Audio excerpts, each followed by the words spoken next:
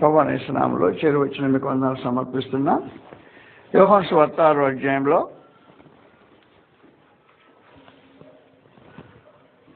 22వ వచనం నుండి 30వ వచనం వరకు చదువుకుంటాం. మరునాడు సముద్రపు అద్దరిని నిలిచి ఉన్న జనసమూహము వచ్చి చూడగా ఒక చిన్న దోణి తప్ప అక్కడ మరి ఒకటి లేదనియు, యేసు తన శిష్యులతో దోణి ఎక్కలేదు కానీ ఆయన శిష్యులు మాత్రం వెళ్ళిరనియో తెలుసుకుని, అయితే ప్రభువు కృతజ్ఞతాస్తుతులు చెల్లించినప్పుడు వారు రొట్టె భుజించిన చోటునకు దగ్గరగానున్న తిబెరియు నుండి వేరే చిన్న దోణులు వచ్చెను. కాబట్టి యేసును ఆయన శిష్యులను అక్కడ లేకపోవట జనసమూహం చూసినప్పుడు వారు ఆ చిన్న దోణిలెక్కి యేసును వెతుకుతూ కపెర్నహూమునకు వచ్చిరి.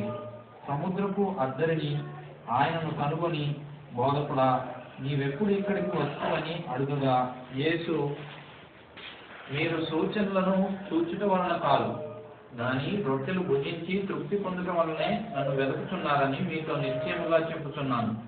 క్షయమైన ఆహారం కొరకు కష్టపడకుడి, కానీ నిత్యజీవము కలుగజేయు అక్షయమైన ఆహారం కొరకే కష్టపడి, మనుష్య కుమారుడు దానిని మీకు ఇచ్చును. ఇందుకై తండ్రి అయిన దేవుడు ఆయనకు ముద్ర వేసి ఉన్నాడని చెప్పాను. వారు, మేము దేవుని క్రియలు జరిగించుటకు ఏమి చేయవలనని ఆయనను అడుగుగా, యేసు, ఆయన పంపిన వాని యందు మీరు విశ్వాసం ఉంచుటయే దేవుని క్రియ అని వారితో చెప్పాను. వారు, అట్లయితే మేము చూచి నిన్ను విశ్వసించుటకు నీవు ఏ సూచక క్రియ చేస్తున్నావు, ఏమి జరిగించుచున్నావు,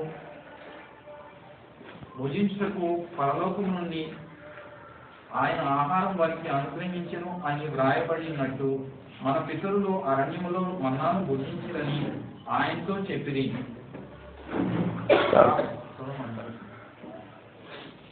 సందర్భంలో ప్రత్యేకించి ప్రభువైన యేసు ఒక అద్భుతం చేశారు. ఆయన చేసిన అద్భుతం మీకు గతంలో తెలియజేశాను. తల్లి తన బిడ్డకు ఇచ్చి పంపిన లంచ్ బ్యాగ్, దాంట్లో లంచ్ చేసింది 5 యవల రొట్టెలు, 2 చేపలు, దాంట్లో నంచుకోవడం చేపలలో. ఎవలు అంటే పేదలు తినే భోజనం అని చెప్పాను మీకు. ఎవలంటే బార్లీ అన్నమాట. పేదలు తినే భోజనం రొట్టెలు ఈ పేద కుర్రాడు తీసుకువెళ్తే ఆ సూచికలు చేయటానికి ప్రభువైన యేసుకు ఆ పసివాడి లంచ్ బ్యాగే ఆధారం అయిపోయింది.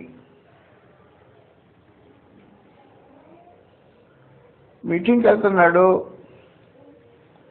బిడ్డకి భోజనం ఇచ్చి పంపించాలనే భావంతో తల్లి పంపించేసిందా, దాన్ని ప్రభువైన యేసుకు ఆ పాన అందజేసిన వెంటనే దాన్ని ఆశీర్వదించి జనులకు ఇస్తే తిన్నవారు ఇంచుమించు 5,000 మంది పురుషులు భోజనం చేశారు. భోజనం చేసిన తర్వాత 12 గంపలు ఇంకా మిగిలి చేశారు. ఇది సంఘటన. ఈ బ్యాక్గ్రౌండ్లో మనుషులు ప్రభువైన యేసును వెంటాడుతున్నారు.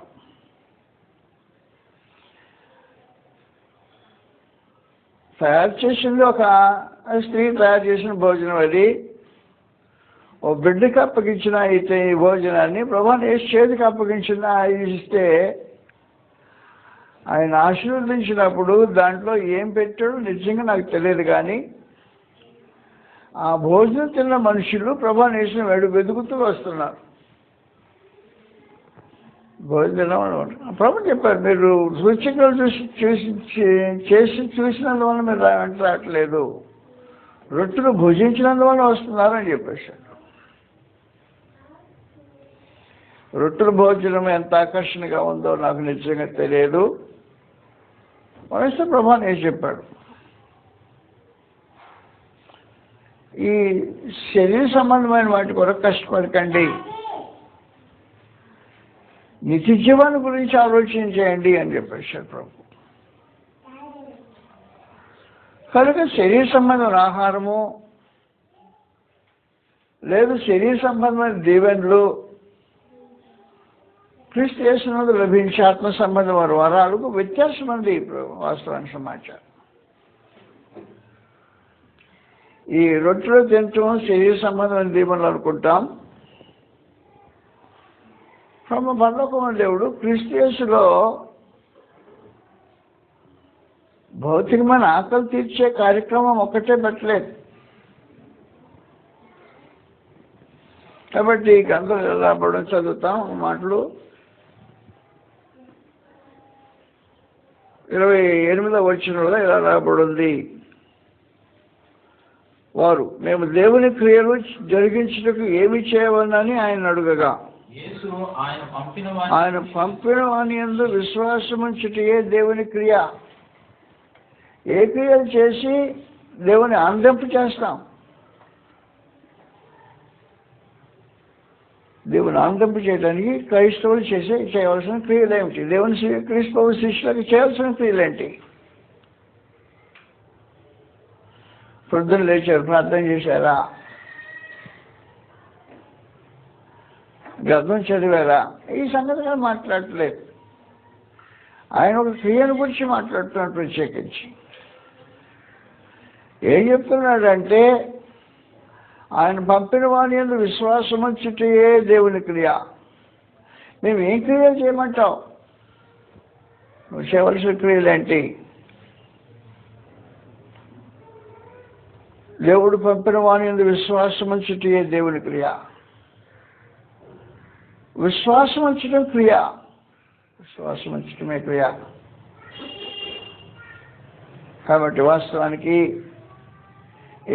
వాళ్ళు ప్రభానేశ్వరుడు వెతుకుతూ ఎంతో ఆతురతగా ఎక్కడ దొరుకుతాడని చూస్తూ శిష్యులతో ఎంక్వైరీ చేసి ప్రభానేశ్వరుడు ఆయన శిష్యులతో పాటు పెళ్ళలేదంట. ఆయన ఒంటరిగా వెళ్ళాడు కొండ మీదకి. ఆయన శిష్యులే వెళ్ళిపోయారు. దోన్లో వెళ్ళిపోయి మన ఆయన కూడా వెళ్ళలేదు, వాళ్ళతో పాటు వెళ్ళలేదు. ఏమైపోయాడని వెతుక్కుంటూ వచ్చేసి కనబడ్డాడు. ఆయన ప్రార్థన చేయడానికి కొండకి వెళ్ళాడు. శిష్యులు ప్రయాణం చేసి ఇంటికి వెళ్ళిపోయారు. కపెర్నహూము వాళ్ళది. కపెర్నహూముకి వెళ్ళిపోయారు. ప్రయాణం చేసి కపెర్నహూముకి వెళ్తుంటే ప్రభానేసు కొండ మీద ప్రార్థన చేసి అయిపోయిన తర్వాత ఆయన నీళ్ళ మీద నడుచుకుంటూ శిష్యుల దగ్గరకు వచ్చేసాడు. వాడు భూతమని భయపడ్డారు. ఇదిగో నేనే అని ఆదరించి ప్రభానేసు వారితో పాటు కపెర్నహూము చేరారు. వీరు రొట్టెలు తినే స్థలంలో నుంచి ఆయన వెతుక్కుంటూ ఇక్కడికి వచ్చేసారు. వచ్చి ప్రభువా ఎప్పుడు నువ్వు ఒంటరికి వెళ్ళి ఎక్కడికి వెళ్ళావు నువ్వు ఎంక్వైరీ చేయటం అని. మీరు నన్ను గురించి ఎందుకు ఆలోచన చేస్తున్నారు తెలుసు, నాకు తెలుసు. మీరు సూచక్రియలు చూసినందువలన వెంటబడట్లేదు, రొట్టెలు భుజించినందువల్ల వెంటబడుతున్నారు అనేసి. అంటే భౌతికమైన దీవెనల కొరకు మీరు నన్ను వెంటాడుతున్నారే కానీ నేను దేని కొరకు భూమి మీదకి అవతరించానో దాన్ని మీరు ఆలోచన చేయట్లేదు అనేసేసాడు. ప్రభునేసు భూలోకానికి వచ్చింది రొట్టెలు పంచిపెట్టడానికి కాదు. రొట్టెలు పంచిపెడితే సమస్యలు తీర్చబడవు. మళ్ళీ అంటున్నా, జాగ్రత్త గుర్తుపెట్టుకోండి, భౌతికమైన దీవెన వలన సమస్యలు తీరవు. ఎప్పుడు చెప్పినట్టే ఒక్కొక్కరికి ఇక్కడ కూర్చున్న ఒక్కొక్కరికి చిన్న పిల్ల వ్యత్యాసం లేకుండా ఒక్కొక్కరికి కిలో బంగారం, ₹1,00,00,000 బ్యాంక్ బ్యాలెన్స్, ఒక 10 ఎకరాల పొలము రిజిస్ట్రేషన్ కాగితాలు ఇచ్చేస్తే సమస్యలు తీరు. కాంప్లికేట్ ఎక్కువైపోతాయి సమస్యలు. దోచుకునే వాళ్ళు ఎక్కువ అవుతారు. సమస్యలు ఎక్కువైపోతాయి. సమస్యలు వాస్తవానికి తీరు. భౌతికమైన దీవెనలే సమస్యలు తీర్చవనేది ప్రభునేసు తెలియజేసి ఒక విశేషమైన సమాచారం. నీకు భౌతికమైన దీవెనల కొరకు ప్రభునేసుని వెంటబట్టడం పొరపాటు చేస్తున్నావు. దేవుని క్రియ కాదు, అదే దేవుని క్రియ కాదు. ప్రభునేశ్వరుని వెంటబడటంలో మీరు రొట్టెలు తిని వెంటబడుతున్నారు. దేవుని క్రియ జరిగించాలి. ఏమైనా దేవుని క్రియ చేయించాలి, ఏం చేయాలి? ఆయన పంపిన వారిని విశ్వాసం ఉంచాలి. ప్రభునేశ్వరుని వేసి విశ్వాసం ఉంచుతున్న వారు ఎవరు? ఎంతమంది? అసలు విశ్వాసం ఎలాగుండాలో అది తెలుసుకోవాల్సిన చాలా ప్రాముఖ్యమైన అవసరం ఉంది. యోహాను సువార్త 3వ అధ్యాయంలో 36వ వచనం సమాచారం రాబడింది. యోహాను సువార్త 3వ అధ్యాయం 36వ వచనంలో కుమారుని యందు విశ్వాసం ఉంచేవాడే నిత్య జీవం కలవాడు. కుమారునికి విధేయుడు కానివాడు జీవమును చూడడు కానీ నిత్య జీవము దేవుని ఉగ్రత రెండు ప్రత్యేకమైన సమాజం. కుమారుని యందు విశ్వాసం ఉంచేవాడే నిత్య జీవము కలవాడు.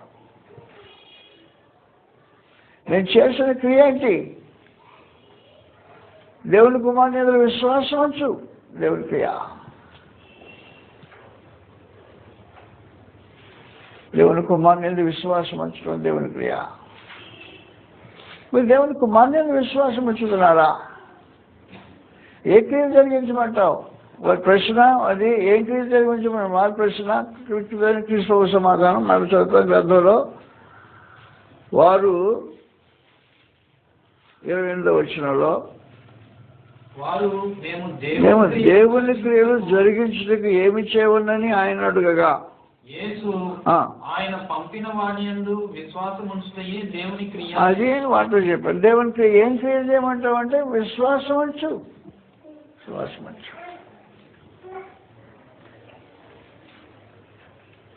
ఆయన పంపిన వాని యందు విశ్వాసం ఉంచు.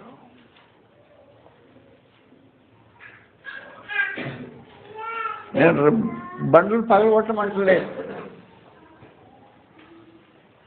కొండలు తవ్వి బయట పారిపోయమంటలేదు, సముద్రాన్ని ఖాళీ చేయమంటలేదు,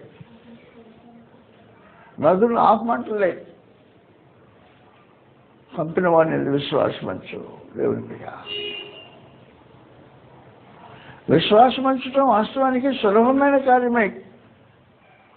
కానీ మనుషులు విశ్వాసం ఉంచడం అనేది కష్టమైన కార్యక్రమంగా ఆలోచన చేస్తుంటారు. దేవుడు వాస్తవానికి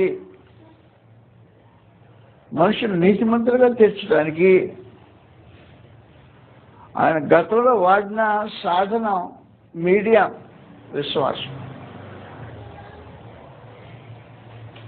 ఆదికాండము 15వ అధ్యాయంలో 6వ వచనంలో రాబడింది.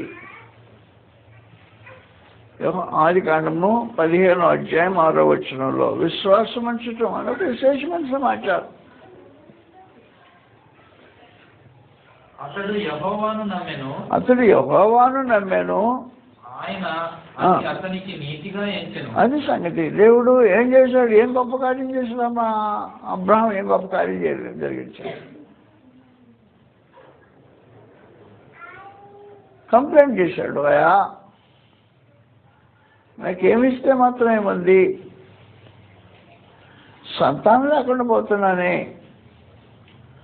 అని ఒక దిగులును అబ్రహాం వ్యక్తపరిస్తే పరమానంద దేవుడు బయటికి తీసుకొచ్చాడు. బయటికి రమ్మన్నాడు. ఇంట్లో నుంచి బయటకు వచ్చాడు. ఆకాశం ఒకసారి నక్షత్రాలు చూడు అన్నాడు.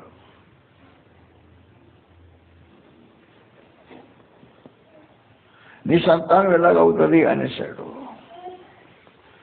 ఒక బిడ్డ కూడా పుట్ల, సంతానం ఇలాగవుతుంది అన్నాడు అనేసరి. అబ్రహాము దేవుని నమ్మాను, అది అతనికి నీతిగా ఎంచబడిన అని చెప్పేశాడు. కాబట్టి పరమానంద దేవుడు ఏం చేశాడంటే విశ్వాసాన్ని నీతిగా ఎంచుతాడో. కానీ ఏ విశ్వాసం? దేవుని విశ్వాసం. విశ్వాసం అంటే మాకు కూడా యేసుబాబు పుట్టాడు, విశ్వాసం ఇచ్చాం. విశ్వాసం వల్ల మనుషులు నీతిమంతులుగా తీర్చబడి ఒక దేవుని యొక్క విశేషమైన కార్యక్రమం ఉంది. క్రియల వల్ల కాదు, విశ్వాసం వల్ల నీతిమంతులుగా తీర్చబడతారు. ఎఫెసీయులకు 2వ అధ్యాయంలో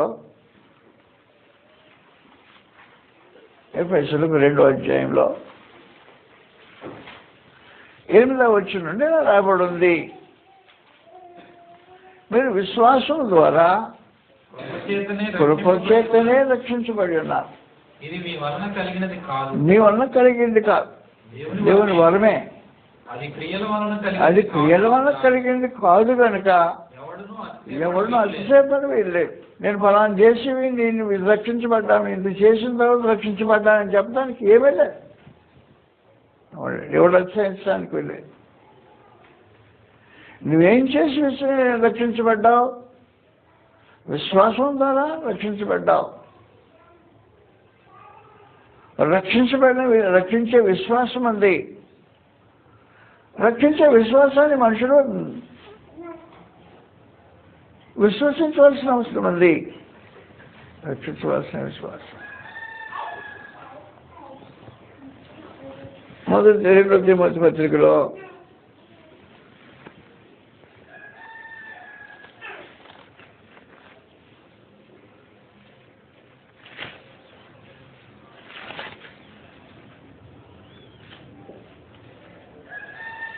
2వ తిమోతి పత్రిక 3వ అధ్యాయంలో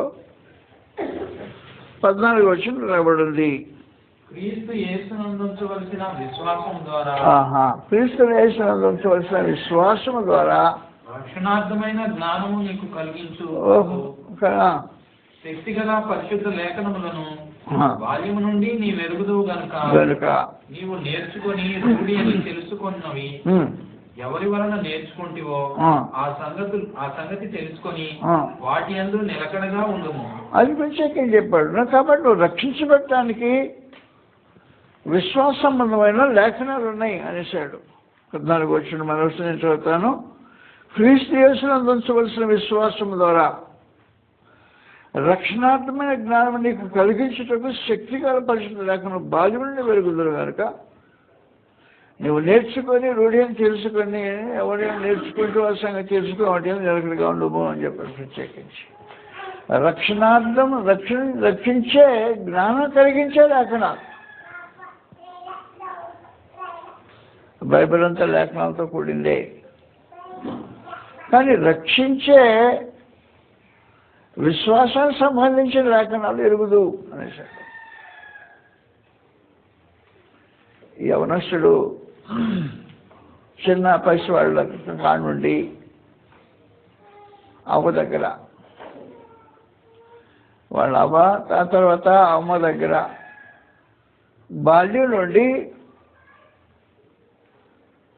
లేఖనాలు నేర్చుకున్నాడు అంట. నేర్చుకున్న లేఖనాలు రక్షణ కలిగించే లేఖనంలో రక్షణ కలిగించే లేఖనాలు నీకు తెలుసుకోవాల్సిన అవసరం ఉంది. అపోస్తలుల యొక్క బోధ రక్షణ కలిగించే లేఖనాలు. జాగ్రత్తగా మనం ఆలకించండి. విశ్వాసము ఎలాంటి విశ్వాసం రక్షిస్తుందో దాన్ని కలిగి ఉండటమే విశ్వాస క్రియ. ఎలాంటి విశ్వాసం రక్షిస్తుంది? మనకు ఒక అద్భుతమైన వ్యక్తి ఉన్నాడు గ్రంథంలో, అపోస్తల కార్యములు 10వ అధ్యాయంలో. అపోస్తల కార్యం 10వ అధ్యాయంలో ఉన్న వ్యక్తి మామూలు వాడు కాదు. శతాధిపతి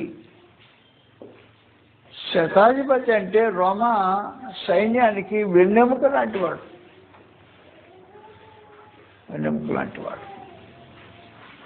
కాబట్టి శతాధిపతి అయిన కొన్నేది భక్తిపరుడు. ఎలా భక్తి అబ్బిందో నాకు నిజంగా తెలియదు. శతాధిపతికి భక్తి అబ్బింది. ఈ భక్తి ఒక్కడే ఉంచుకోకుండా ఇంటి వారందరినీ భక్తులు నడిపించాడు. తన సైనికుల్లో కొంతమందిని భక్తులు నడిపించాడు. మంచి భక్తిపరుడు. ఎల్లప్పుడూ ప్రార్థన చేస్తుంటాడు దేవునికి. ప్రజలకు బహు ధర్మాలు చేస్తుంటాడు. ధర్మకార్యాలు చేస్తూ భక్తి కలిగి ఉండే ఈ శతాధిపతి రక్షణ లేకుండా ఉన్నాడు.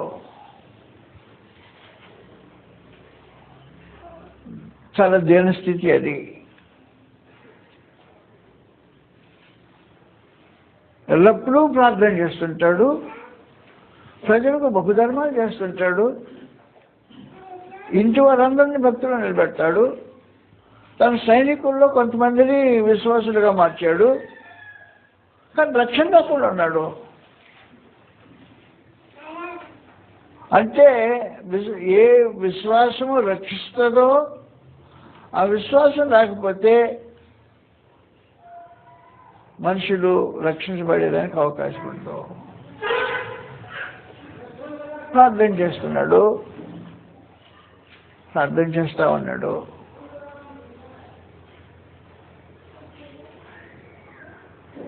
రమారమి 9 గంటలకి సమయంలో ప్రార్థనలో ఉంటే కుర్రాడు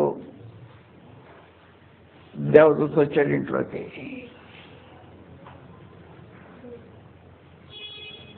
దేవదూత లోనికి ఇంట్లోకి వచ్చి మాట్లాడటం ప్రారంభించాడు. కొర్నేలి అని పేరుతో పిలిచాడు. చూస్తే మరొక గొడవ నుంచి వచ్చిన వ్యక్తి, ఈ గొడవ సంబంధమైన వ్యక్తి కాడు. కొర్నేలి అని పిలిచాడు, తెలుగు మామూలు భాషలోనే పిలిచాడు. చూశాడు, నీ ప్రార్థనలు ధర్మకార్యాలు సర్టిఫికెట్ ఇదిగో అని సర్టిఫికెట్ అందించేశాడు. పర్లోక దేవుడు సంతకం పెట్టి పంపించిన సర్టిఫికెట్. నీ ప్రార్థనలు ధర్మకార్యాలు జ్ఞాపకార్థంగా దేవుని సముఖానికి వచ్చాయి. అయితే ఇప్పుడు ఈ పనులు ఏంటి? రక్షించబడలా. కాబట్టి రక్షించబడని పరిస్థితిలో ప్రార్థన ధర్మకార్యాలు దేవుని సముఖానికి వెళ్ళాయి. దేవదూత ఇంటికి వచ్చాడు, సర్టిఫికెట్ డెలివరీ చేశాడు. అయితే నేను నెక్స్ట్ ఒక సమాచారం చెప్పాడు. నేను రక్షించబడే సమాచారం చెప్పడానికి రాలేదు. రక్షించబడే సమాచారం ఎక్కడ దొరుకుతుందో చెప్పడానికి వచ్చాను అన్నాడు. పరలోకంలో లేదా? ఉంది. పరలోకంలో రక్షించబడే సందేశం చెప్పడానికి పరలోకం నుంచి సందేశం లేదు. వచ్చేసిన పరలోకం నుంచి సందేశం వచ్చింది దేవదూత రూపంలో. అయితే నువ్వు రక్షించబడాలంటే బోధ వినాలి అనేసాడు. అపోస్తుల బోధ వినాలి. అపోస్తుల బోధ వినకుండా రక్షించబడటానికి అవకాశం లేదు అని చెప్పేసి ప్రత్యేకించి దేవుడు చెప్పిన సందేశం అది. అపోస్తుల కార్యం 11వ అధ్యాయంలో ఈ సమాచారం ఇలా రాబడి ఉంది. 10వ వచనం నుండి కింద చదివేస్తాం. 11వ అధ్యాయం 10వ వచనం నుండి ఇలా రాబడి ఉంది. డీటెయిల్స్గా సమాచారం తెలియజేయబడుతుంటుంది. చదివేసింది. ఇలాగ ముమ్మారు జరిగిన తర్వాత అదంతయు ఆకాశం తిరిగి తీసుకొని పోబడింది. వెంటనే కైసరయ్య నుండి నా ఎందుకు పంపబడిన 3 మనుషులు మేమున్న ఇంటి యొద్ద నిలిచి ఉండిరి. అప్పుడు ఆత్మ నీవు భేదమేమీ చేయక వారితో కూడా వెళ్ళమని నాతో సెలవిచ్చాను. ఈ 6 సహోదరులు నాతో కూడా వచ్చిరి. మేము కొర్నేలి ఇంట ప్రవేశించి అప్పుడు అతడు నీవు యొప్పేకు మనుషులను పంపి పేతురును మారు పేరు కదా సీమోను పిలిపింపము. నీవును నీ ఇంటి వారందరూ ఏ మాటల వలన రక్షణ పొందుదురో ఆ మాటలు అతడు నీతో చెప్పునని. నువ్వు చెప్పకూడదా? దేవతతో పరలోకం నుంచి వచ్చావు, ఇంత దూరం వేరే గోడవ నుంచి భూగోళానికి అవతలి దిగి వచ్చేసావు. దేవుని పర్మిషన్తో వచ్చావు, దేవుడు పంపితో వచ్చావు, దేవుని సర్టిఫికెట్తో వచ్చావు డెలివరీ చేయడానికి. నీ ప్రార్థన ధర్మకార్యాలు దేవుని సముఖానికి జ్ఞాపకార్థంగా వచ్చాయి అని చెప్పేశావు. నేను రక్షించబడే మార్గంలో చెప్పకూడదా? నీవును నీ ఇంటి వారును ఏ మాటలో రక్షణ పొందుతురో ఆ మాటలు అతను తెలియజేస్తాడు. పిలిపించుకో అని చెప్పేశాడు. కారణం ఏమంటే దేవుని ఏర్పాటు ఇలా జరగాలనే దేవుని ఏర్పాటు. అపోస్తల కార్యములు 15వ అధ్యాయంలో 7వ వచనంలో రాబడి ఉంది. పరలోకమైన దేవుడు తన ఏర్పాటు ప్రకారం కార్యాలు జరిగిస్తాడు. అపోస్తలుల కార్యములు 15వ అధ్యాయం 7వ వచనంలో, సహోదరులారా ఆరంభమందు అన్యజనులు నా నోట సువార్త వాక్యము విని విశ్వసించులాగున మీలో నన్ను దేవుడు ఏర్పరచుకొని, దేవుని యొక్క ఏర్పాటు ఇది. దేవుని యొక్క ఏర్పాటు, దేవుని ఏర్పాటు. పేతురు నోట మొట్టమొదట అన్యజనులు సువార్త వాక్యం వినాలి అనేది దేవుడు ఏర్పాటు చేసుకున్న ప్రత్యేకమైన ఏర్పాటు. అప్పుడు పేతురు బదులు దేవతలను పంపించి ఏర్పాట్లు మార్చడం దేవుడు. దేవుని ఏర్పాట్లు మార్చడం. వాస్తవ సమాచారం అయితే మనం ఆలకించండి. ప్రభువైన యేసు మొదటి శతాబ్దంలో కల్వరి శిలువలో చనిపోయాడు. ఇప్పుడు చనిపోయి మన కోసం మనం చనిపోయే కార్యక్రమం కాదు, ఎప్పుడో జరిగిపోయింది కార్యక్రమం. శిలువలో ప్రభువైన యేసు ఏం జరిగించాడో, సమాధి చేయబడి 3వ దినం రాబడి ఎప్పుడో కార్యక్రమం జరిగిపోయింది. ఇప్పుడు ఏం చేయాలి? మనుషులు విశ్వసించాలి. ఎప్పుడో జరిగిపోయిన కార్యంలో ఇప్పుడు విశ్వసించాలి. ఏమని విశ్వసించాలి?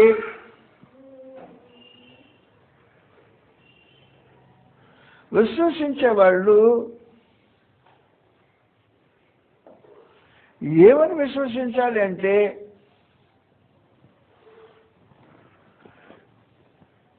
గ్రంథంలో తెలియజేసినట్టు యేసు మన పాపం నిమిత్తము లేఖనం ప్రకారం చనిపోయాను.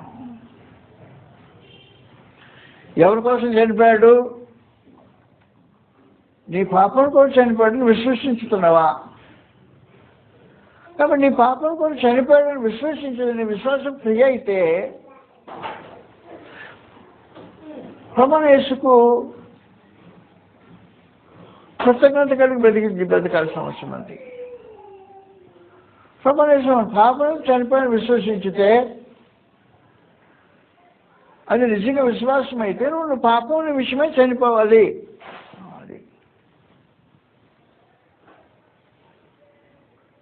ప్రభువైన యేసు ఎందుకు చనిపోయాడు అంటే,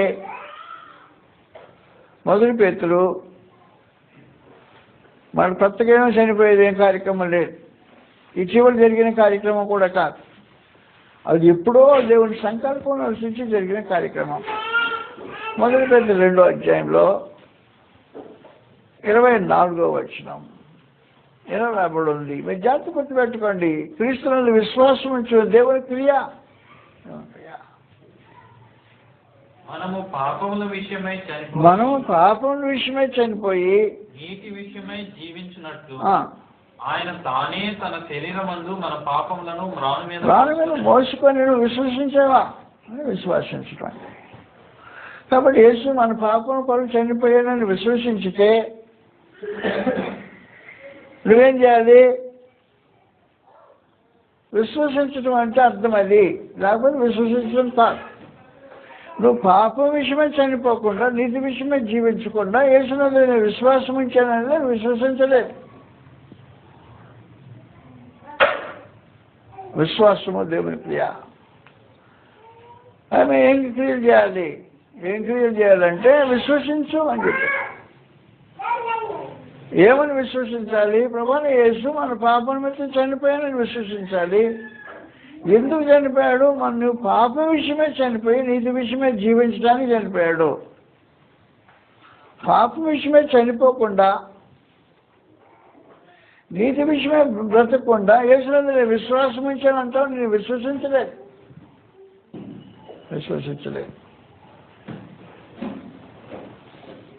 కాబట్టి విశ్వాసము దేవుని క్రియ. ఇది దేవుని క్రియ.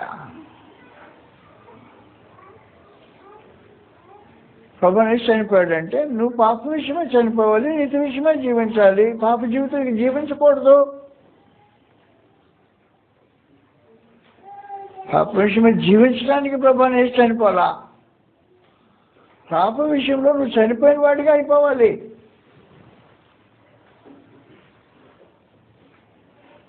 చనిపోయిన మనిషి కూడా ఉన్నాడు అనుకో, ఒక శవం ఉంది, చనిపోయిన శవం. ఈయన బాగా పుచ్చుకొని చనిపోయాడు. ఈయన ఫారిన్ మందు అంటే చాలా ఇష్టం అంట చనిపోయినాడికి. ఫారిన్ మందు తీసుకొచ్చి పెట్టామనుకో, తాగుతాడా? చచ్చాడు. అది సంగతి. పాప విషయమే చనిపోవటం అంటే అది విశేషమైన సంబంధించి. పాపం చేయడం విషయంలో చనిపోవటం, కృష్ణుడు విశ్వాసం ఇచ్చటం.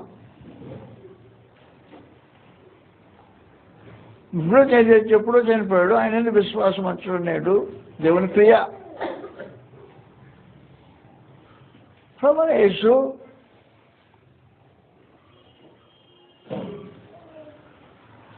రోమీయులకు రాసిన పత్రిక 2వ అధ్యాయంలో, రోమీయులకు 2వ అధ్యాయం 8వ అధ్యాయం, క్షమించండి, రోమీయులకు 8వ అధ్యాయంలో మొదటి 3వ వచనం రాబడింది. శరీరమును అనుసరింపక ఆత్మను అనుసరించి నడుచుకుని మన యందు ధర్మశాస్త్ర సంబంధమైన నీతి విధి నెరవేర్చబడవలెనని పాప పరిహారము నిమిత్తము దేవుడు తన సొంత కుమారుని పాప శరీరాకారంతో పంపి ఆయన శరీరమందు పాపమునకు శిక్ష విధించాను. విశ్వసించావా ఈ మాట? విశ్వసించటం. ఏం చేశాడు? శరీరం అనుసరింపక ఆత్మను అనుసరించే నడుచుకోరు మన యందు.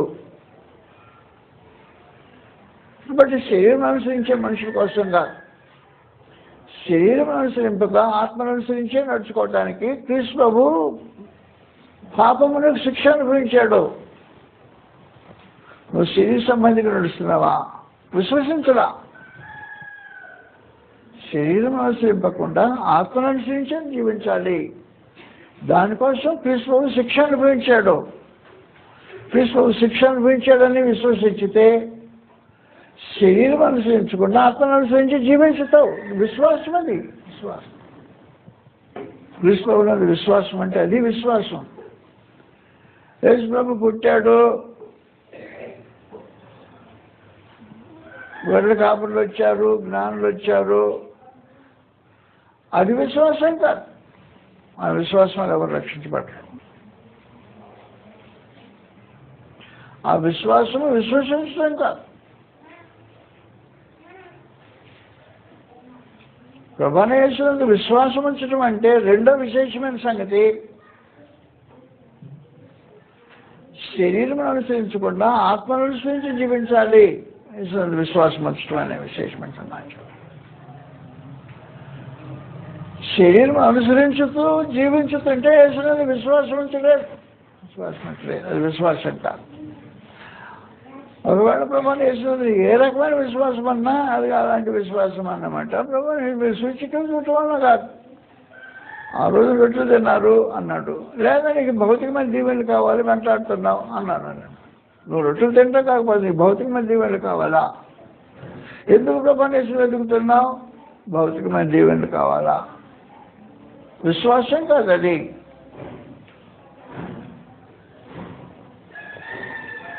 నువ్వు శరీరం అనుసరించకుండా ఆత్మ అనుసరించి జీవించాలి. అందుకని ప్రభువైన యేసు చనిపోయాడు. పాప విషయమే చనిపోవాలి, నీతి విషయమే జీవించాలి. దానికోసం ప్రభువైన యేసు చనిపోయాడు.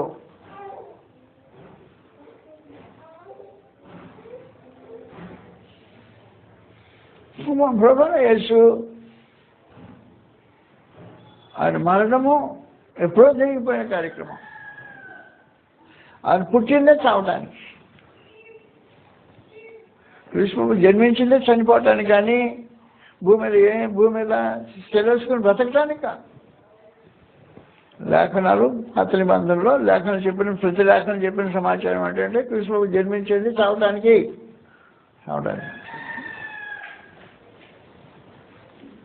ఆయన భూమి మీద జీవించి సెలవుసుకుని బ్రతకటానికి రాలా, చావటానికి పుట్టాడు. చావటానికి వచ్చాడు ప్రభువైన యేసు. చనిపోవటానికి నియమించబడ్డాడు జగత్తు పునాది వేయబడకమనిపై.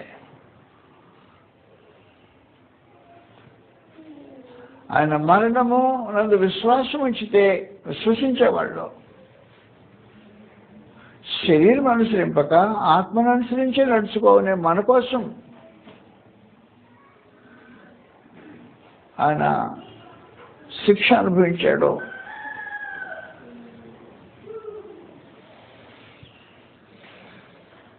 మూడు, గలతీయులకు రాసిన పత్రిక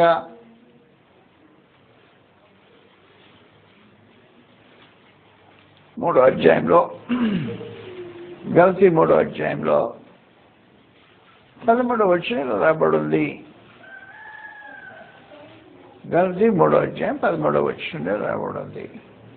ఆత్మను గూర్చిన వాగ్దానము విశ్వాసం వలన మనకు లభించినట్లు, అదిగో విశ్వాసం మనకు లభించినట్లు అబ్రహాము పొందిన ఆశీర్వచనము క్రీస్తు యేసు ద్వారా అన్ని జనులకు కలుగుటకై, అన్ని జనులైన మనకు కలుగటానికై క్రీస్తు మన కోసం శాపమై మనల్ని ధర్మశాస్త్రం యొక్క శాపం నుండి శాపం నుంచి విడుదల చేశాడు. ప్రభువైన యేసు శాపం నుంచి మనల్ని విడుదల చేశాడు. విశ్వసించుదామా? విశ్వసించితే భౌతికమైన కట్ల నుంచి విడుదల పొందాల్సిన అవసరం ఉంది. భౌతికమైన కట్ల నుంచి విడుదల పొందవలసి ఉంది. విశ్వాసం అంటే అది. యేసుప్రభు ఉన్నాడు, ఆయన ఉన్నాడు, ఆయన ఎప్పటి నుంచో ఉన్నాడు, ఉంటాడు, ఇక మీద ఉండబోతాడు. కానీ విశ్వాసం దేవుని క్రియ, దేవుని క్రియ జరిగించేవాళ్ళు విశ్వాసులు ఉంటారు. విశ్వాసం అంటే విశ్వాసానికి ఇంప్లాయిడ్ కండిషన్స్ ఉన్నాయి, ఇంప్లికేషన్స్ ఉన్నాయి. విశ్వాసానికి ఇంప్లికేషన్స్ ఉన్నాయి. గుప్తమైన సమాచారం ఇది. విశ్వాసం అంటే యేసునందు విశ్వాసం ఉంచటం అంటే మళ్ళీ అంటున్నా, పాపం విషయంలో చనిపోవటం, నీతిగా జీవించడం, నీతి కోసమే జీవించడం. క్రీస్తు ప్రభువు నందు విశ్వాసం ఇస్తారు మనుషులు. రెండవది, శరీరం అనుసరించకుండా ఆత్మ సంబంధంగా జీవించడానికి క్రీస్తు నందు విశ్వాసం ఉంచుతారు. ఆత్మ సంబంధం బ్రతకడానికి క్రీస్తు నందు విశ్వాసం ఉంచుతారు. శరీర సంబంధంగా బ్రతకడానికి యేసు నందు విశ్వాసం ఉంచుతారు. ఆత్మ సంబంధంగా బ్రతకకుండా ప్రభువైన యేసు నందు విశ్వాసం అర్ధరహితమైన విశ్వాసం.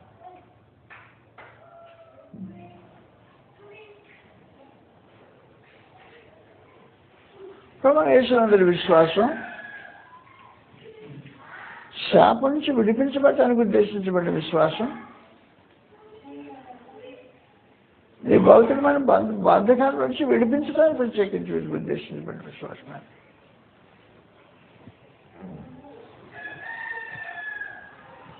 క్రీస్తునందరి విశ్వాసం. ప్రభువు చెప్పాడు, ఏం ప్రభు ఎక్కడి నుంచి ఇటు వచ్చినా ఇప్పుడు వచ్చావు ప్రభువా, నువ్వు శిష్యులతో వెళ్ళలేదని మాకు ఎంక్వైరీలో తెలిసిపోయింది, ఒంటరికి వెళ్ళావంట, ఇప్పుడు ఇక్కడ ఎక్కడైనా ప్రత్యక్షమయ్యావంటే నన్ను ఎంత పెద్ద ఎంక్వైరీ చేసి ఎదగడానికి కారణం ఏంటి? భౌతికమైన దీవుల కోసమే కదా మీరు నన్ను వెతుకుతుంది. దీనికోసం కష్టపడకండి. కష్టపడవలసింది నిత్య జీవాన్ని సంపాదించుకోవడానికి కష్టపడండి. ప్రభువైన యేసు నందు విశ్వాసం ఉంచేది నిత్య జీవం కొరకు, భౌతికమైన వాటి కోసం కాదు.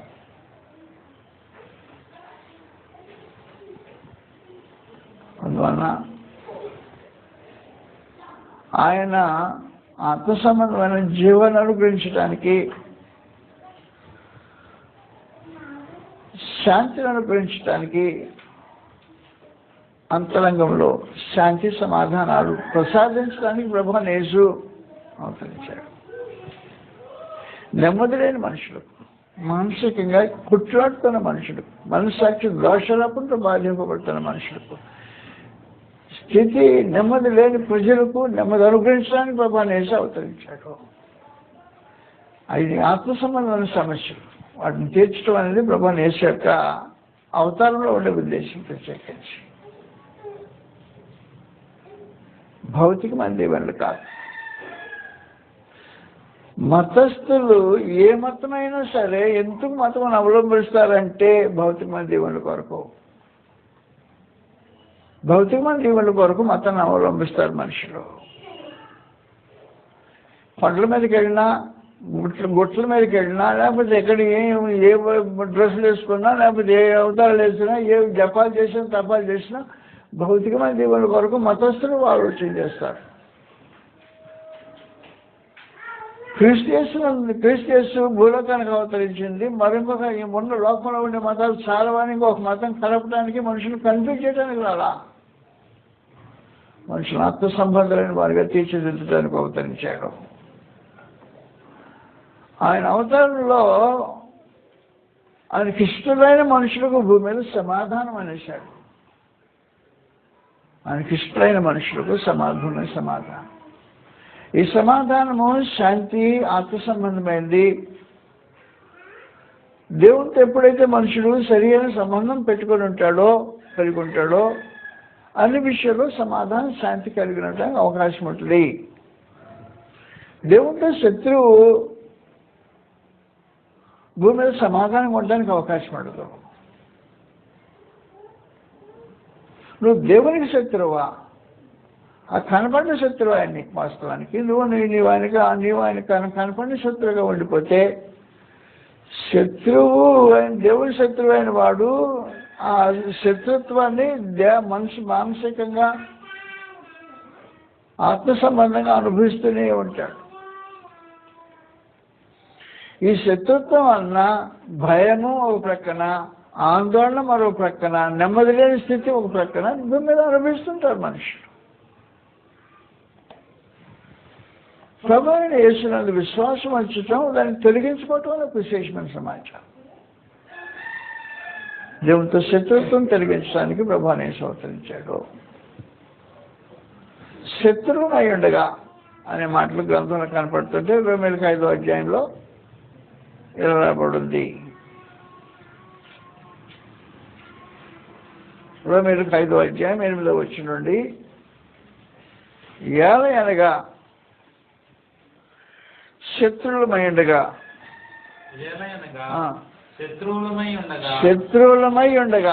ఆయన కుమారుని మరణం ద్వారా దేవునితో సమాధానపరచబడినట్టయితే, సమాధానపరచబడిన వారమై ఆయన జీవించుట చేత నిశ్చయముగా రక్షించబడము. అది సమాచారం. శత్రువులు దేవుని శత్రువులు.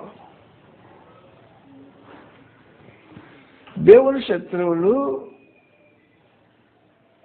నెమ్మది లేని వాళ్ళు, శాంతి లేని వాళ్ళు,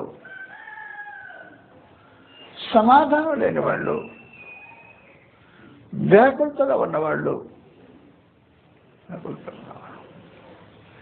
ఏదో చిన్న సమస్య మనిషిని వ్యాకులత పరిస్తూనే ఉంటుంది. శత్రువులమైండగా క్రీస్తు విశ్వాసం శిలువ ఆయనకి కుమారుని మరణం ద్వారా మనం దేవునితో సమాధానపరచబడినట్టయితే, సమాధానపరచబడిన వారమై క్రీస్తు నందు ఏం జరుగుతుంది? దేవునితో సమాధానం, శత్రుత్వం తొలగించబడే ఒక విశేషమైన సమాచారం. దేవుడు నీకు శత్రువు కాకపోతే నీకు నెమ్మది ఉంటుంది, నీకు సమాధానం ఉంటుంది,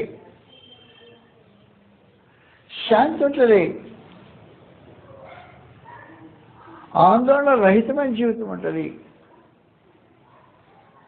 ఏది నిన్ను ఆందోళన పెట్టదు, బాధపట్టదు. దేవుడు శత్రువు అయితే ఏ చిన్నదైన ఆందోళన కలిగిస్తుంటుంది.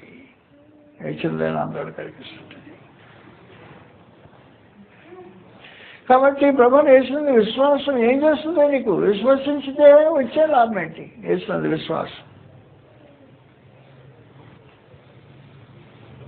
ప్రభువుని యేసునందు విశ్వాసము శత్రుత్వం కలిగించే విశేషమైన కార్యక్రమం జరుగుతుంది. మళ్ళీ చెప్తాను నేను అన్నమాట.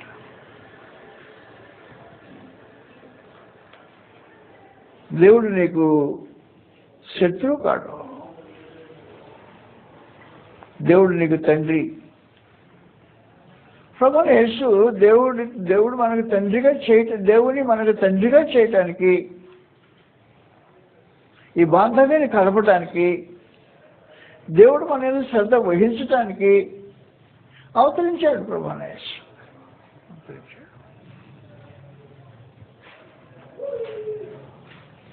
దేవుడు మనకి తండ్రి అయితే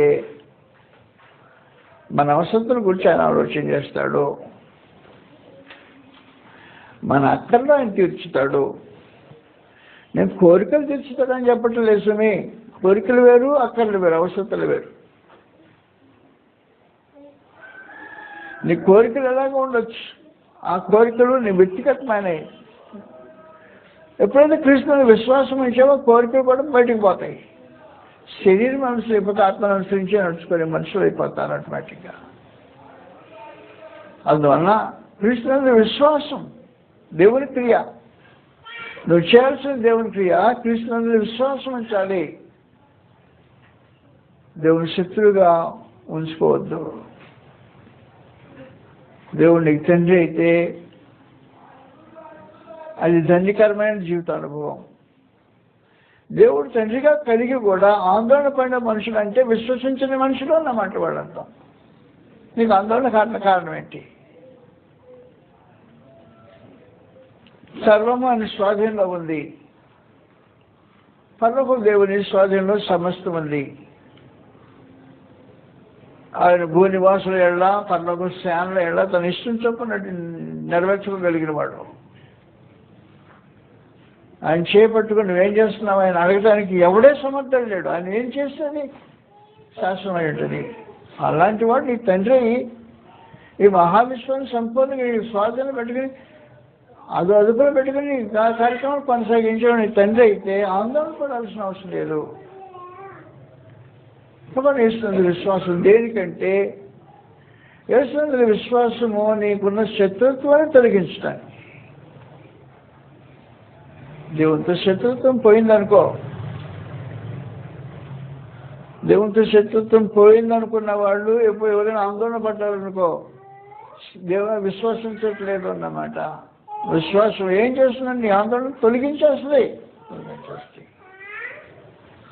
పరిస్థితుల బలము నీ మీద ప్రయోగం పనిచేయవు. వాస్తవానికి పరిస్థితుల ప్రభావం నీ మీద పనిచేయవు. నెమ్మదికరమైన వాతావరణం, అంతరంగంలో శాంతి సమాధానాలు. ప్రభావం యేసు శాంతి సమాధానం అనుగ్రహించడానికి ఉద్దేశించిన వాడు ఈ కార్యక్రమం జరిగించాడు. యోహాను సువార్త 14వ అధ్యాయంలో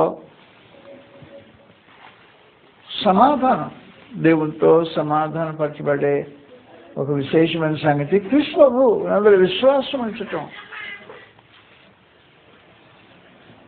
అందువల్ల క్రీస్తునందులో విశ్వాసం అంటే మనకు తెలియకపోవటం చాలా దురదృష్టకరమైన సమాచారం. అంటే క్రీస్తు ప్రభువు ఏమి మానవ జాతికి అనుగ్రహించడానికి శిలువలో మరణించాడో, మృతి నుంచి లేపబడ్డాడు. అది ఎప్పుడో ఎన్నడో 2000 సంవత్సరాలు, దాదాపు 2000 సంవత్సరాల క్రితం జరిగిన కార్యక్రమం. అది మళ్ళీ జరిగే కార్యక్రమం కాదు, మళ్ళీ ఎప్పుడు జరిగే కార్యక్రమం కాదు. ఒకసారి జరిగిపోయిన చరిత్రలో వన్స్వరా దాని మీద విశ్వాసం ఉంచే మనుషులు దానివల్ల కలిగే దీవులన్నిటిని అనుభవిస్తారు. భూమి మీద అన్నిటి అనుభవిస్తారు. అది అనుభవించలేదనుకో నీ విశ్వాసం కాదన్నమాట. అది దేవునికి విశ్వాసం అని దేవునికి లేదు నీ దగ్గర. అందువల్ల విశ్వాసము అనే ఒక విశేషమైన సమాచారం ఏంటో నీకు తెలియకపోవడం దురదృష్టకరం. యేసునందు విశ్వాసం అంటే ఏంటి అంటే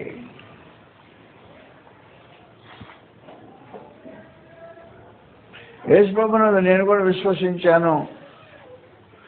కొంతమందికి విశ్వాసము ఆందోళన కలిగించే విశ్వాసం అంటే యేసునందు విశ్వాసం. అది దయ్యాలకి మనుషులకు కాదనుకో, ఆందోళనకరమైన విషయం. యేసునందు విశ్వాసం కొంతమందికి ఆందోళనకరంగా ఉంటుంది. లూకాసు వార్త 4వ అధ్యాయంలో సమాచారం రాబడింది. 31వ వచనం నుండి రాబడింది గ్రంథంలో. లూకాసు వార్త 4వ అధ్యాయం 31వ వచనంలో విశ్వాసము దేవుని క్రియ. అప్పుడు ఆయన గలిలయలోని కపెర్నహూము పట్టణమునకు వచ్చి విశ్రాంతి దినమున వారికి బోధించుండెను. ఆయన వాక్యము అధికారంతో కూడినదై ఉండెను కనుక వారు ఆయన బోధకు ఆశ్చర్యపడి ఆ సమాజ మందిరంలో అపవిత్రమైన దయ్యపు ఆత్మ పట్టిన వాడు ఒకడు ఉండెను. వాడు నజరేయుడైన యేసు, మాతో నీకేమి, మమ్ము నశింపజేయవచ్చితివా, నీవెవరవో నేను నువ్వెందుకు వచ్చావు ఇక్కడికి, తెలుసు నీతో మాకు గొడవ ఎందుకు, లేని పని పడు, నువ్వు వచ్చావు ఇక్కడికి. ఆందోళన, ప్రభువుని యేసుని చూస్తే ఆందోళన పడే మనుషుడు కృష్ణుడు విశ్వాసం ఇచ్చేవాడు కాదు. అందువల్ల రైతన్నా మనం ఆలకించండి, మిమ్మల్ని విసిగించిన ఉద్దేశం కాదు. మనసులో 2-3 సంగతులు మోసుకెళ్ళండి వెళ్ళేటప్పుడు. మొదటి సంగతి ఏంటంటే వాళ్ళు వెతుక్కుంటూ వచ్చే జనసమూహం ఉంది. ప్రభువుని యేసుని వెతుక్కుంటూ పెద్ద ఆశ్చర్యంగా వెతుక్కుంటూ వచ్చేసారు. కనుగొని విచారించి మొదలెట్టేశారు. ప్రభువా నువ్వు ఎప్పుడు ఎక్కడి నుంచి వచ్చి ఎటు వచ్చావు, ఎక్కడి నుంచి వచ్చావు ఎంక్వైరీ చేశావు. ప్రభువుని యేసు చెప్పేశారు, నన్ను ఎందుకంత ఇలా వెతుకుతున్నారు, కనీసం సూచికలు తీసి కూడా కాదు, భౌతికమైన దీవెన చూచి వెంబడి పడ్డారు. దీని కొరకు కష్టపడొద్దు అనేసాడు. నువ్వు భౌతికమైన దీవెన కొరకు క్రీస్తుబాబుని వెంటబడొద్దు అంటాడు. ప్రభువుని యేసుకు దేవుడు దేనికి ముద్రేసి పంపించాడంటే నిత్యజీవం అనుగ్రహించడానికి ముద్రేసి పంపించాడు. ప్రభువుని యేసు ఆత్మ సంబంధాల అవసరం తీర్చడానికి భూలోకానికి అవతరించాడు. దేవుడు దానికోసం క్రీస్తుని భూలోకాన్ని పంపించాడు. నీ ఆత్మ సంబంధాన్ని ఏ అవసరంతో అయినా క్రీస్తు తీర్చుతాడు. ఆత్మ సంబంధం అవసరం తీర్చుతాడు. దేహ సంబంధం అవసరం కొరకు క్రీస్తుని చూడాల్సిన అవసరం లేదు.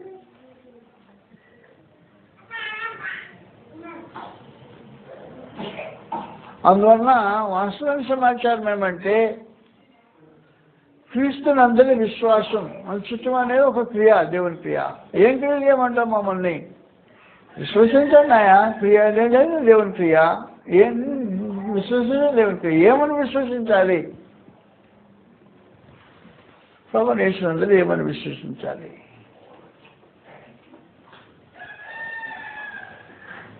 నీ ఆత్మ సంబంధం ప్రతి విధమైన సమస్య తీర్చడానికి చాలినవాడు ప్రభువుని యేసు. మొదటి సమస్య భయంకరమైన మానవ సమస్య పాపం. ఈ పాప సంబంధమైన శిక్ష ఘోరమైన దేవుని ఉగ్రత. ఈ దేవుని ఉగ్రత అనుభవించకుండా తొలగించడానికి ప్రభువుని యేసు తానే శిక్ష అనుభవించడానికి అవతరించాడు. విశ్వసించేవా? అది మన పాపం నిమిత్తము చనిపోయి నీతి విషయమై జీవించడానికి మానవ శిలువలో అందుకు అనుభవించాడు. యేసుని విశ్వసించటం నీ పాప శిక్ష నుండి తొలగించబడటానికి ఆయన శిక్ష అనుభవించాడు. నువ్వు అనుభవించాల్సిన అవసరం లేదు. అనుభవించడానికి అవసరం లేకపోతే ఇంకెందుకు పాప జీవితం జీవిస్తాం? మానుకో, పాప విషయమై చనిపో, నీతి విషయమై జీవించేది క్రీస్తునందరి విశ్వాసం అనేది జరిగే కార్యక్రమం. క్రీస్తుడు తానే శిక్ష అనుభవించాడు కాబట్టి నువ్వు శరీరం అనుసరించుకున్నా, ఆత్మ అనుసరించి బ్రతుకు, ఆత్మ సంబంధిగా బ్రతుకు, దేవ సంబంధిగా బ్రతుకు. కాబట్టి యేసు విశ్వాసం విశ్వసించితే జరిగే 3వ కార్యక్రమం గురించి మనం మాట్లాడుకున్నాం. దేవునితో సమాధానపరచబడిన పరిస్థితి. దేవునితో సమాధానపరచబడిన స్థితి ఆత్మ సంబంధమైన స్థితి, నెమ్మదికరమైన పరిస్థితి. మానసికంగా, ఆత్మ సంబంధంగా ఆందోళన రహితమైన జీవితం జీవించడం వల్ల ఒక విశేషమైన సమాచారం. ఏ పరిస్థితి ఏర్పడినా ఆందోళన రహితంగా జీవించడం అనేది క్రీస్తు ప్రభువుని గురించి మహత్తరమైన దీవెన. దేని గురించి ఆందోళన పడతాం? కారణం ఏమంటే ప్రభువుని యేసు ఏం చేశాడంటే దేవుణ్ణి మనకు తండ్రిగా అనుగ్రహించాడు, తండ్రిగా ప్రసాదించాడు. దేవుడు తండ్రి అయినప్పుడు సమస్తమైన స్వాధీనంలో దేవుడు తండ్రి అయితే విశ్వాసం ఏం చేస్తుంది అనమాట, ఆందోళన రహితం చేసింది. నేను తొందరగా పడాల్సిన అవసరం లేదు, నేను ఆందోళన చెందవలసిన అవసరం లేదు, నేను బాధపడవలసిన అవసరం లేదు, నేను భవిష్యత్తుల గురించి దిగులు పడవలసిన అవసరం లేదు. ఏ విషయం దిగులు పడాల్సిన అవసరం లేకుండా ఆందోళన రహితమైన జీవితం అనుగ్రహించడం ప్రభువైన యేసు అనుగ్రహమైన విశ్వాసం జరిగించే విశేషమైన కార్యక్రమం. యేసునందలి విశ్వాసం. భౌతికంగా ఆలోచన చేయద్దు, ఆత్మ సంబంధంగా ఆలోచన చేయండి. దేవునితో సమాధానపరచబడిన స్థితి మనుషుడు అంతరంగంలో అనుభవించే ఒక శాంతి సమాధానం.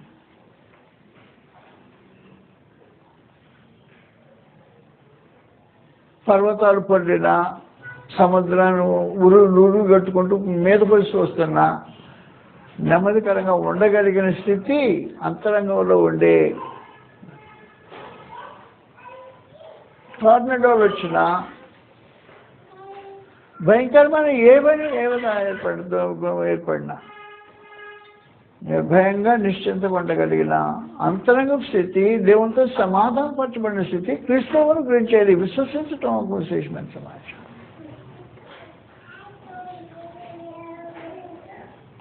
అందువలన ప్రభువైన యేసునందు విశ్వాసము అది నీతిగా ఎంచబడుతుంది.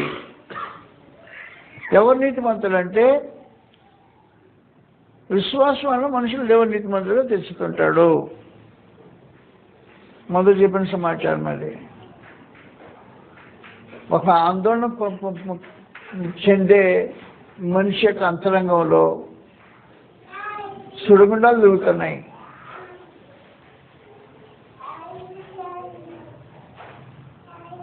ఎనభై 6 సంవత్సరాల వయసు, అంతరంగంలో సుడిగుండాలు తిరుగుతున్నాయి.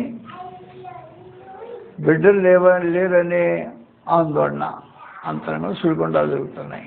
ఆస్తి చాలా ఉంది, ఆస్తిని అనిపించడానికి ఒక్క కొనగొడలేడు. ఈ కొనలేడనే ఆందోళన తనకంటే తన భార్యను ఎక్కువగా కుమ్మిదీసేసింది. భార్య ఇద్దరు ఆందోళన చెందుతున్న పరిస్థితుల్లో పరమదేవుడు ఒకరితో దర్శనమిచ్చాడు. దర్శనం చెప్పాడు, ఏముంటే ఏముందయ్యా దేవుడా, సంతానం లేకుండా పోతున్నానే అనేసాడు. రా బయటికి రాని బయటికి పిలిచాడు ఆయన.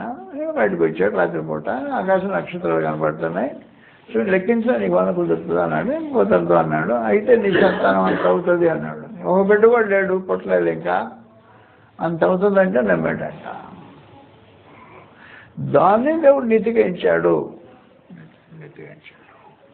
ఇప్పుడు విశ్వాసం వల్ల మనుషులు నీతిమంతులుగా తీర్చబడతారు అంటే నీకు అర్థం కావాల్సిన సమాచారం. నీ క్రియల వల్ల నీతి కాదు, ఇది క్రియలో జరిగే నీతి కాదు. విశ్వాసం వల్ల మనుషులు దేవుడు నీతిగా ఇస్తుంటాడు. విశ్వాసం వల్ల మనుషులు నీతిమంతులుగా తీర్చబడుతున్నారు. ఒక విశేషమైన కార్యక్రమం క్రీస్తునందలి విశ్వాసం మనుషులు నీతిమంతులుగా తీస్తుంటారు. నీతిమంతులుగా చేయబడ్డారు కాబట్టి నీతిమంతులుగా బ్రతుకుతాడు. పాపాలు క్షమించబడ్డాయి కాబట్టి పాపరహితంగా జీవితం జీవిస్తాడు. అలాగే నీతిమంతుడిగా జీవించడం ఒక విశేషమైన కార్యక్రమం విశ్వాసం ద్వారా జరగాల్సిన అవసరం ఉంటుంది. పాపాలు క్షమించబడిన తర్వాత పాపం చేయడానికి మనసు రాదు. అందువలన 2వ పేతురు పత్రికలో ఏం జరిగిందంటే ఆయన చెప్పేసి ప్రత్యేకించి 2వ పేతురు 1వ అధ్యాయంలో పూర్వపాపములు శుద్ధి కలిగిన సమాచారం తెలియపోతే ఏం జరుగుతుందంటే 10వ వచనంలో సమాచారం దొరుకుతాం. పూర్వపాపములు శుద్ధి కలిగిన సంగతి మర్చిపోయి దూరదృష్టి లేని వాడు ఉంటాడు అనే సమాచారం మాట్లాడబడి ఉంది. 1వ అధ్యాయం 2వ పేతురు పత్రిక వచనం చూస్తాను. పూర్వపాపములు శుద్ధి కలిగిన సంగతి మర్చిపోద్దాం.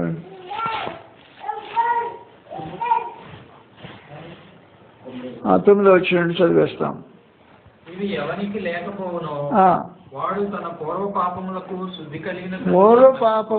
శుద్ధి కలిగిన సంగతి మర్చిపోయి గుడ్డివాడును దూరదృష్టి లేనివాడును అవును. పూర్వ పాపాలు శుద్ధి కలిగిన సంగతి తెలిసిందనుకో పాపం చేస్తాడా? చేయటానికి వీడు. నీతిమంతులుగా తీర్చబడిన వాడు పూర్వ పాపాలు శుద్ధి కలిగిన వాడు. ఆ పూర్వ పాపాలు క్షమించబడ్డాయి. పాపరహితుడిగా నా దీన్ని షీట్ చేసేసాడు. నేను ఇంక పాపం చేసేదానికి అవసరం లేని పరిస్థితి. నీతిమంతులుగా తీర్చిన దేవుడి ఏర్పాటు. కాబట్టి మనుషులు నీతిమంతులుగా తీర్చబడితే పూర్వపాపములు శుద్ధి కలిగిన సంగతి మర్చిపోకుండా ఉండాల్సిన అవసరం ఉంటుంది. పూర్వపాపం శుద్ధి కలిగిన సంగతి మర్చిపోకుండా ఉండాలి. నా గత పాపాలు క్షమించాడు, నేను ఇప్పుడు పరిశుద్ధుడిగా తీర్చబడ్డాను, నీతిమంతునిగా తీర్చబడ్డాను, నిర్దోషిగా చేయబడ్డాను అనే అనుభవం ఏం చేస్తుందంటే పాపాన్ని అసహించుకుంటుంది. నీతిమంతుడిగా తీర్చబడిన వాడు పాపాన్ని అసహించుకుంటాడు. క్రీస్తునందలి విశ్వాసం అని జరిగే విశేషమైన కార్యం.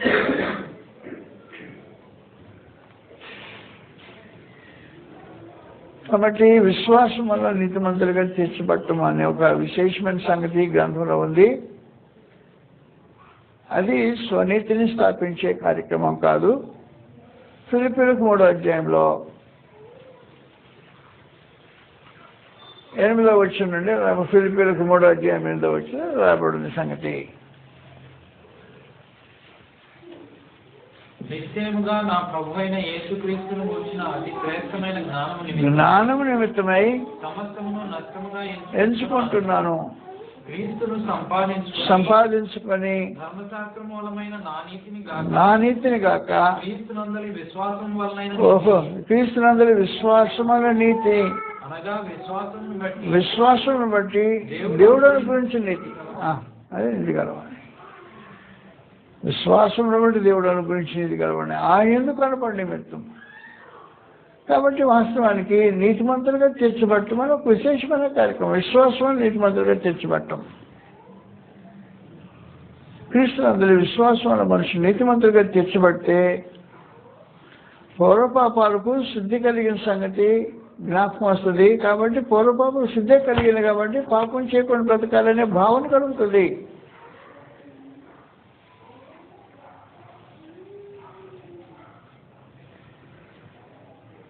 రక్షించబడిన అనుభవం ఉంటుంది.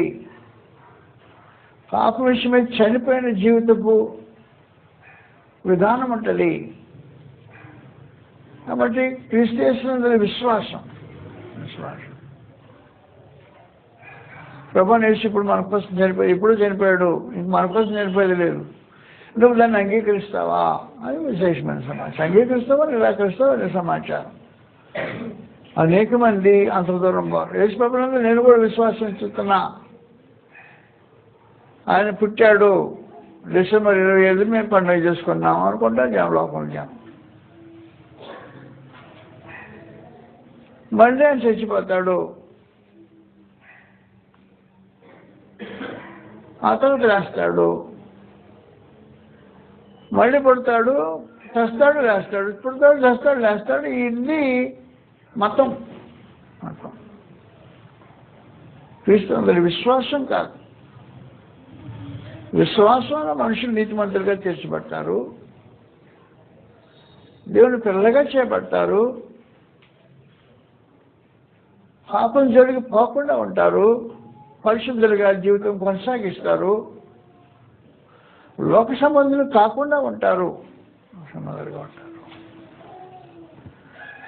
దేహంలో మన మానసికంగా ఆత్మ సంబంధంగా శాంతి సమాధానం అనిపిస్తారు, దేవుని తండ్రిగా కలిగే అనుభవం కలిగి ఉంటారు.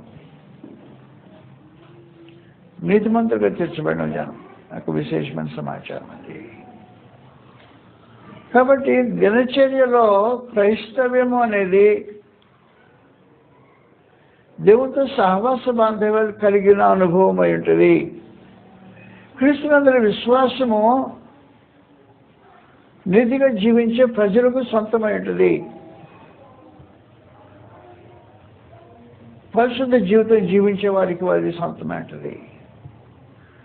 ప్రభువైన యేసు ఏం చేశాడంటే ఆయన చనిపోయిన ఉద్దేశమే పరిశుద్ధులుగా, నిర్దోషులుగా, నిష్కళంకులుగా నిలబెట్టాలనే ఉద్దేశంతో చనిపోయాడంట. పరిశుద్ధులుగా, నిర్దోషులుగా, నిష్కళంకులుగా బ్రతకాలని. కొలస్సీలకు 1వ అధ్యాయంలో ఆయన చనిపోయిన కారణాల గురించి గ్రంథం ఎలా తెలియజేస్తూ ఉంది. 19వ వచనం నుండి మనందరికీ తెలిసినట్టుగా కొలస్సీ 1వ అధ్యాయం 19వ వచనంలో క్రీస్తునందరి విశ్వాసం ఆయనందు సర్వసంపూర్ణత నివసింపవలనియు శిలువ రక్తము చేత సంధి చేసి ఆయన ద్వారా సమస్తమును అవి భూలోకమందున్నవైనను పరలోకమందున్నవైనను వాటినన్నిటినీ ఆయన ద్వారా తనతో సమాధానపరుచుకునవలననియు తండ్రి అభీష్టమాయను. మరియు గత కాలమందు దేవునికి దూరస్తులను మీ దుష్క్రియల వలన మీ మనసులో విరోధభావం గలవాడైన మిమ్మల్ని కూడా తన సన్నిధిని పరిశుద్ధులుగాను, నిర్దోషులుగాను, నిరపరాధులుగాను ఏకా కార్యక్రమాలు నిలబెట్టడానికి మాంసక్తమైన దేహమందు మరణం అని ఎప్పుడు సమాచారం. క్రీస్తు మరణం చేసే విశేషమైన కార్యక్రమం. పరిశుద్ధులుగా, నిర్దోషులుగా, నిష్కళంకులుగా నిలబెట్టడానికి విశ్వాసం ఇచ్చితే జరిగే కార్యక్రమం.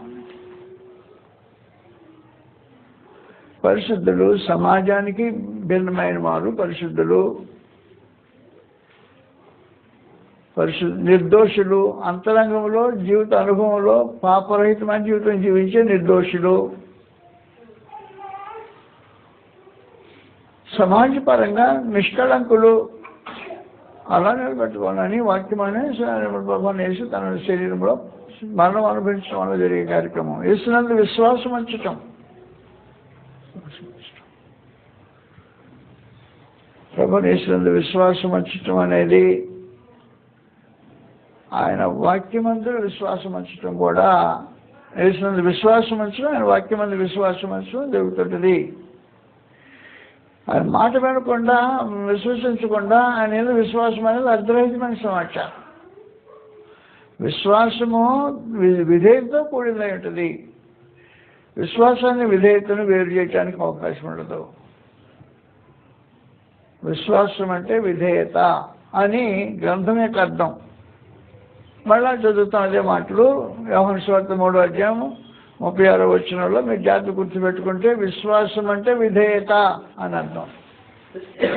యోహాను సువార్త 3వ అధ్యాయం 36వ వచనం. 36వ వచనం రాబడింది. 36వ విశ్వాసం ఉంచేవాడే నిత్య జీవము గలవాడు. కుమారుడికి విధేయుడు కానివాడు. విశ్వసించేవాడు విధేయుడు అవుతాడు అన్నమాట. విశ్వాసం విధేయతకు నడిపిస్తుంది. విశ్వాసం విధేయతకు నడిపిస్తుంది. కుమారునికి విధేయుడు కానివాడు జీవమును చూడడు కానీ దేవుని ఉగ్రత మన మీద ఉంటుంది. నువ్వు విశ్వసించితే విధేయుడు అవుతావు. విధేయత లేకుండా విశ్వాసం అర్ధరహితమైంది. విశ్వసించే దయ్యాలు విధేయత చూపించావు. ఎందుకు దయ్యాలు విధేయత చూపించమంటే వాటి గాయం వాటి భవిష్యత్తు ముద్రించబడింది. ఇంకేం చేయడానికి అవకాశం ఉంది. అయిపోయింది వాటి చరిత్ర. దయ్యాల చరిత్ర అయిపోయింది. ముద్రించబడి భవిష్యత్తు ముద్రించబడింది. మార్చుకోవడానికి అవకాశం లేని పరిస్థితి దయ్యాలని. అందువలన విశ్వాసము విధేయత అనేది మానవ జాతికి అనుగ్రహించబడిన దీవెన. దయ్యాలకు అనుగ్రహించబడేది కాదు. దయ్యాలు నమ్ముతాయి. నమ్మిన విధేయత చూపించలేవు. ఎందుకంటే వాటి భవిష్యత్తు సంపూర్ణంగా దేవుడు ముద్రేసేసాడు. ఇక మీద మార్చుకోవడానికి అవకాశం ముద్రేసాడు. మానవ జాతి మాత్రం మార్చుకోవడానికి అవకాశం కలిగిన వారు ఉంటారు. నువ్వు మార్చుకోవడానికి అవకాశం లేదు. దయ్యాలకు మార్చుకోవడానికి అవకాశం లేదు. దయ్యాలు భయపడితే భయపడవచ్చు. ఎందుకు భయపడతాయంటే మాకు గతి దేవుని ఉగ్రతే గతి. ప్రభువుని యేసు పంపించిపోతాడు దేవుని ఉగ్రతకి మమ్మల్ని భయపడుతుంటాయి. నువ్వు భయపడాల్సిన అవసరం లేదు. విశ్వాసించేవాళ్ళు విధేయత చూపించితే భయపడాల్సిన అవసరం ఉండదు. విశ్వాసం విధేయత రెండు కలిసిపోతాయి. విధేయత లేనిది విశ్వాసం కాదు. విధేయత లేని దాన్ని విశ్వాసం అంటారు. విధేయత ఉంటేనే దాన్ని విశ్వాసం అంటారు. కృష్ణునందరి విశ్వాసం. విధేయులు కాని వారు దేవుని ప్రపంచం చూడటానికి ఒక జీవమును చూడరు, కానీ దేవుని ఉగ్రత మీద మాత్రమే ఉంటుంది. కాబట్టి చెప్పేశాడు, విధేయత, విశ్వాసము విధేయత నడిపిస్తుంది. విధేయతను నడిపించింది విశ్వాసం కాదు. కాబట్టి యేసునందరి విశ్వాసం అంటే నిజంగా ఏంటి? ఎవరు విశ్వసించారు? విధేయులైన వాళ్ళే విశ్వసించిన వాళ్ళు. విధేయత చూపించిన వాళ్ళు విశ్వసించిన వాళ్ళు కాదు.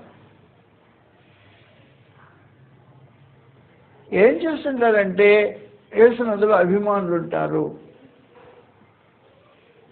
అభిమానులు విధేయత చూపించేవాళ్ళు కాదు, అభిమానులు అంతవరకే. కాబట్టి అభిమానం వేరు, విశ్వాసం వేరు. అనేక మందికి ప్రభువుని యేసంటే చాలా చచ్చి ప్రాణం కొట్టి పెట్టేంత అభిమానం ఉంటుంది, విశ్వాసం ఉండదు.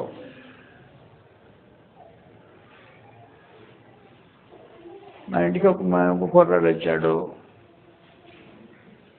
పట్టుశక్యం కానంత అభిమానం చూపించాడు ప్రభు మీద. సమాచారం చెప్పాను, లేదులేండి అన్నాడు. ఏం కథ అంటే లేదులేండి అన్నాడు. నువ్వు విశ్వసించట్లేదా?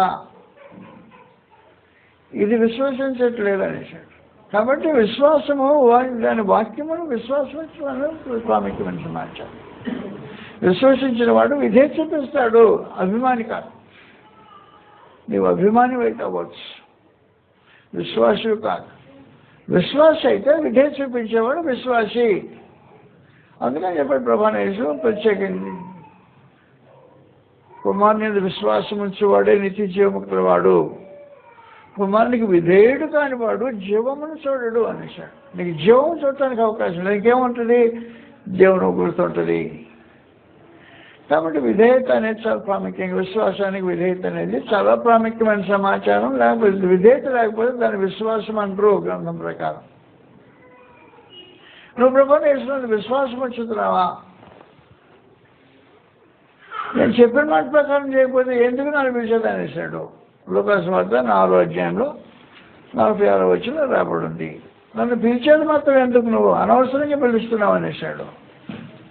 యేసు ప్రభా అంటాడు. 46వ వచనం రాబడింది. యోహాను వార్త 6వ అధ్యాయం 46వ వచనంలో ప్రభువుని యేసు మాట్లాడుతూ, నేను విధేయత, నేను చెప్పిన మాట విధేయత దాన్ని అంటారు. విధేయత అంటే చెప్పిన మాట ప్రకారం చేయటం విధేయత. నేను చెప్పిన మాట ప్రకారం మీరు చేయక ప్రభువా నన్ను పిలవటం ఎందుకు అని అడిగాడు. చెప్పాలి, ఎందుకు పిలిచేస్తావు? అభిమానివి, అభిమానంతో పిలుస్తున్నాను. అయితే నువ్వు అభిమానివి, జీవాన్ని చూడవు, దేవుని ఉగ్రత మాత్రమే ఉంటుంది. అభిమానులకు దేవుని ఉగ్రత మాత్రమే ఉంటుంది, జీవం ఉండదు. నువ్వు కేవలం అభిమానిగా జీవితం కొనసాగించితే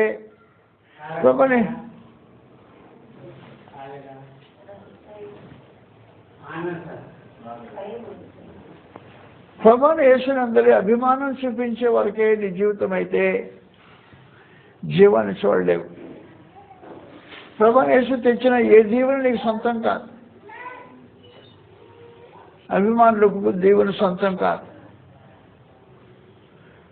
ఆయన భూలోకానికి అవతరించి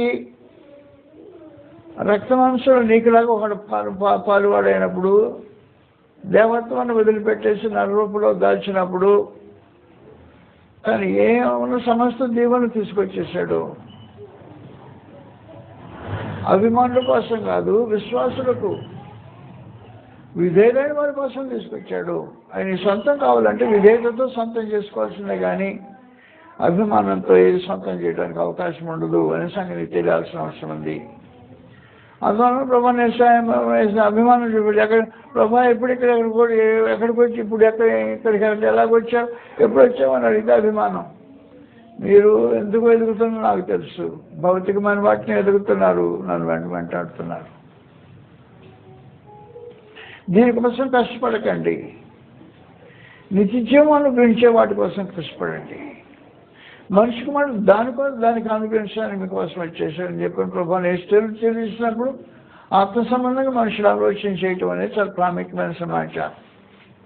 దయతోనే మనం ఆలకించండి. ప్రభావం వేసినందులో అభిమానము దీవెనకరమైనది కాదు, లాభదాయకమైనది కాదు, కృప అనుభవించేది కాదు.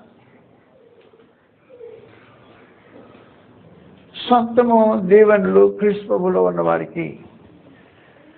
ఎఫెసీయులకు 1:3 క్రీస్తులో ఉన్న వారికి ఆయన దీవెనలు సొంతమవుతాయి. అభిమానులకు సొంతం కావు. 1:3 మన ప్రభువైన యేసు క్రీస్తు యొక్క తండ్రి అయిన దేవుడు స్తుతింపబడునుగాక.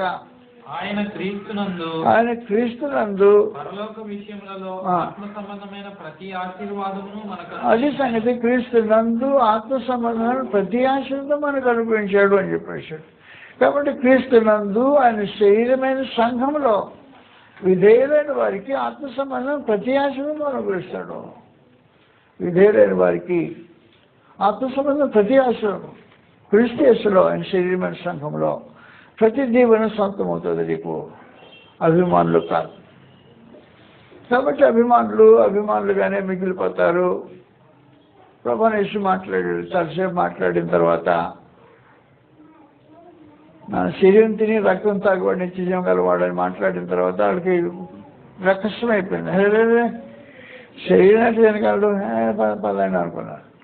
వెళ్ళిపోయింది, లేచిపోయారు. రమారమి వేల మంది సభలో నుంచి లేచి వెళ్ళిపోతా ఉంటే సభ బోసిపోతుంది. బోసిపోయినా వెళ్ళిపోయినా 12 మంది మిగిలిపోయారంట. 12 మంది మిగిలితేను పెద్ద మీటింగ్లో 12 మంది మిగిలితే ఎట్లుంటుంది? ఆయన మాత్రం అనలేదంట. మా కూడా అని అడిగాడు, మీరు కూడా ఎలా దోచుకున్నారా అని అడిగాడు. నేను అభిమానులం కాదయ్యా, విశ్వాసులు అని చెప్పారు వాళ్ళు. అభిమానులు వేరు, విశ్వాసులు వేరు. కాబట్టి 63 సమాచారం రాబడింది. యోహాను సువార్త 6:63 సమాచారం రాబడింది. దయతోనే మనం ఆలకించండి. అభిమానులు కాదు కావాల్సింది, విశ్వాసులు, విధేయులైన విశ్వాసులు విధేయులు అవుతారు. 63 నుండి రాబడింది. ఆత్మయే జీవింప చేయుచున్నది, శరీరము కేవలము నిష్ప్రయోజనము. మీతో చెప్పి ఉన్న మాటలు ఆత్మీయ జీవములు ఉన్నవి, కానీ మీలో విశ్వసించని వారు ఉన్నారు అని వారితో చెప్పాను. విశ్వసించని వారెవరో, నన్ను అప్పగింపబో వాడెవడో మొదటి నుండి యేసునకు తెలియను. మరియు ఆయన తండ్రి చేత వానికి కృప అనుగ్రహింపబడితేనే కానీ ఎవడనో దగ్గర రాలేడు అని చెప్పేసి చెప్పాను. తండ్రి ఆకర్షించితేనే నా దగ్గరకు వస్తాడు, లేకపోతే వాడు రాలేడు అని చెప్పేశాడు. అప్పటి నుండి ఆయన శిష్యులలో అనేకులు వెనుక తీసి మరి ఎన్నడూ నమ్మలేదంట. కాబట్టి యేసు మీరు కూడా వెళ్ళిపోవాలని ఉన్నారా అని 12 మందిని అడుగగా సీమోను పేతురు, ఎవని వద్దకు వెళ్దాం? ఎక్కడికి వెళ్తాం ప్రభువా? నీవే నిత్య జీవపు మాటలు గలవాడు. అభిమానులం కాదు, విశ్వాసులం. ఎవరి దగ్గరికి వెళ్తాము? నీవే నిత్య మాట్లాడగలవాడు, దేవుని పరిశుద్ధులు అని మేము విశ్వసించి ఎదిగినాం అని చెప్పాడు. విశ్వసించి ఎదిగినాం. ప్రభువైన యేసు దగ్గరకు వచ్చేవాళ్ళు ఎలాంటి భావన కలిగి ఉండాలని ఆయన కోరుకుంటున్నాడు. ఎక్కడికి వెళ్తాం ప్రభువా? ఎవరి దగ్గరికి వెళ్తాను? ఎవరి దగ్గరికి వెళ్ళాలనో ఎదురు చూసాం. సంవత్సరాల తరబడి మా పితరులు మేము ఎదురు చూస్తా ఉన్నాం. కనిపెట్టుకుని దొరికాం, వెంటబడ్డాం. సమస్తాలు వదిలిపెట్టి వెంటబడ్డాం. ఇల్లు వాకిళ్ళు లెక్క చేయకుండా, సంపాదన లెక్క చేయకుండా, వృత్తిని లెక్క చేయకుండా వదిలిపెట్టుకుని వెంటబడ్డాను. ఇంకా దగ్గర పోతాం. నేను తెలుసుకొని వెంటబడ్డాను. ఏమిటి? నీవే నిత్యం కలుగువాడు, దేవుని పరిశుద్ధుడు, మాకు నిజంగా తెలుసు అనమాట. నేను విశ్వసించాను ఏంటంటాను. మీరు కూడా తెలుసుకున్నారా? అభిమానులు వెళ్ళిపోతారు, విశ్వాసులు వెళ్ళిపోరు. కాబట్టి విశ్వాసులకు సంగతి తెలుసును. నువ్వు ఎవరికి ఇంకెవరి దగ్గరికి వెళ్తావు? ఎందుకంటే మేము వెళ్ళగలిగిన స్థలం ఏది లేదు. ఎవరి దగ్గరికి వెళ్తాం? మాకు తెలుసు ఎవరు. కాబట్టి ప్రభువైన యేసు ఎవడో తెలిసి ఆయన తండ్రి చేత ఆకర్షించబడిన వారై జీవితం కొనసాగించితే, ఈ జీవితం కొనసాగించేవారు పాపం విషయమే చేస్తారు, నీతి విషయమే జీవిస్తారు. శరీరం అనుసరింపక ఆత్మను అనుసరించే బ్రతుకుతారు. ఆత్మ సంబంధులుగా ఆలోచన చేస్తుంటారు. విధేయులై ఉంటారు ప్రభువైన యేసు మాటలకు. ఇంకెక్కడికి వెళ్తాం? ఇంకా మాకు నిత్యం కావాలండి, నువ్వే ఇంకెవరి దగ్గరికి వెళ్ళటం లేదు. ఆశ్రయించాం, వెళ్ళిపోయేవాళ్ళం కాదు అనే జీవన విధానాన్ని కొనసాగించాలని ప్రభువైన యేసు తన శిష్యులైన వారికి బోధించారు ఆ రోజున. కాబట్టి మనం వాస్తవానికి ప్రభువైన యేసు మనకేం తెచ్చాడో, ఆయన ఏమిటానికి లోకంలోకి అవతరించాడో అవన్నీ తీసుకుని వచ్చి నిలుచున్నాడు. అందుకోవటం మన బాధ్యత. నాకు నీ దగ్గర ఉన్న నిత్యజీవం కావాలి, నీతో నువ్వు తెచ్చిన తండ్రితో కుమారుతో కావాలి, నాకు దేవుని సహవాసం కావాలి, శాంతి సమాధానాలు కావాలి, నిత్యజీవం కావాలి, జీవితాలు గడిచిపోయిన తర్వాత యుగాయుగాలు నీతో ఉండే అవకాశం కావాలి కోరుకొని మా మనుషులు దాన్ని అంగీకరించి దాన్ని తీసుకోవటం అనేది మనుషులకు ఇవ్వబడిన స్వాతంత్ర్యం. నేడు ఎవరంతటి వాళ్ళు నిత్యజీవాన్ని కోరుకుంటే ప్రభువైన యేసునందు విశ్వసించిన మనుషులు పేతురు చెప్పినట్టు ఎవరి దగ్గరికి వెళ్తాం? ప్రభు ఇంకా మేము నీవే నిత్యజీవం, నీ మాట్లాడగలవాడు, నీవే దేవుని పరిశుద్ధులం, నీ వెంట ఉంటాం, విధేయులం అవుతాం, నీ మాటలు ఆలకిస్తాం, నీ మార్గాన్ని నడుస్తాం, నువ్వు తెచ్చిన సమస్త దేవుళ్ళకు సొంతం చేసుకుంటాం, దేవుని రాజ్యానికి వారసులం అవుతామని జీవిత విధానాన్ని అనుసరించాలని ప్రభువైన యేసుక్రీస్తు వారి బట్టి మీకు మనవి చేస్తున్నాం. నమస్కారం.